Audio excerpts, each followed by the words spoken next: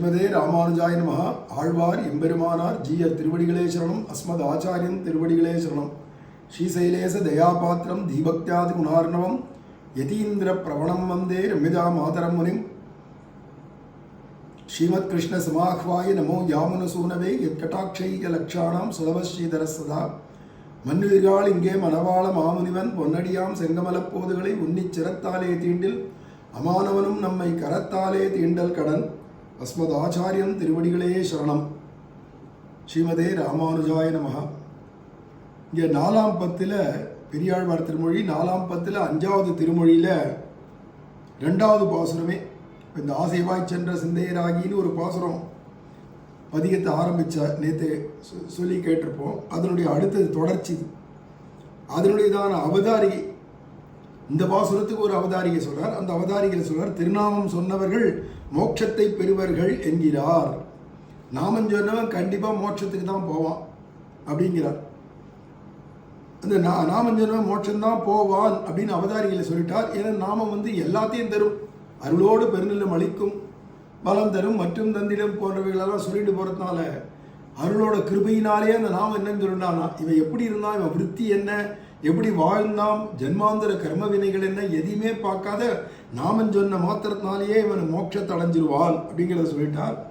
இந்த 2வது பாசுரத்தினுடைய வியாக்கியானத்தில் சொல்லச்சே சொல்றார், சீயினால் செறிந்தேறிய புண்மேல் சற்றலேறி குழம்பிருந்து எங்கும் ஈயினால் அரிப்புண்டு மயங்கி எல்லை வாய்ச்சென்று சேர்வதன் முன்னம் வாயினால் நமோ நாரணா என்று மத்தகத்திடை கைகளை கூப்பி போயினால் பின்னை இத்திசைக்கு என்றும் பிணை கொடுக்கிலும் போக விட்டாரே அப்படிங்கிற இந்த பாசுரத்தில் வாயினால் நமோ நாரணா என்று மத்தகத்திடை கைகளை கூப்பி போயினால் பின்னை இத்திசைக்கு என்றும் பிணை கொடுக்கிலும் போக விட்டார் என்ற இடத்துக்கு சுவாமி மணவாள மாமுனிகள் வியாக்கியானம் என்றார்.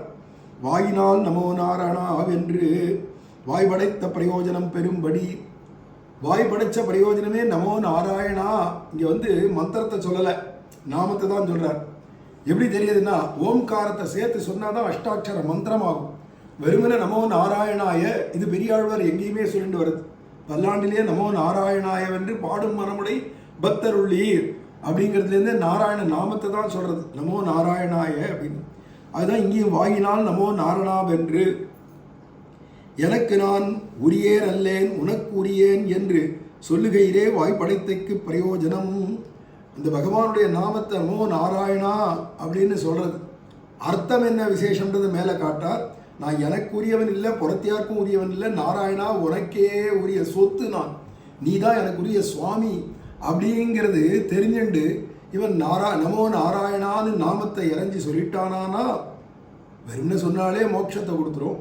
இதில் வேற இவன் அர்த்தத்தையும் தெரிஞ்சுட்டான். என்ன அர்த்தம்டானா, நமோ நாராயணான்றதுக்கு அர்த்தம் என்னடானா, நான் எனக்கு உரியவன் அல்லன், புறத்தியாருக்கும் உரியவன் இல்லை, நான் யாருடைய சொத்துனா நாராயணனுடைய சொத்து. தவாஸ்மி திச்ச யாச்சதே அப்படின்னா ராமரும், நான் உன்னை சேர்ந்தவன், உன்னுடைய சொத்து அப்படிங்கிற எண்ணத்தோட அந்த அறிவோடு இவன் நமோ நாராயணான்னு நாமத்தை வேற சொல்லிட்டான். ஆனால் இவனுக்கு என்னடானா, அவ பெரும் பாக்கியம் மோட்சத்தை பெறுவர்கள் அப்படின்றார். அதுதான் வாய் படைச்ச பிரயோஜனமே முதல்ல நாமன் சொல்றதா அப்படிங்கிறதையும் இந்த பாசுரத்தில் கொடுக்கிறார். ஸ்ரீமதே ராமானுஜாய நமஹா.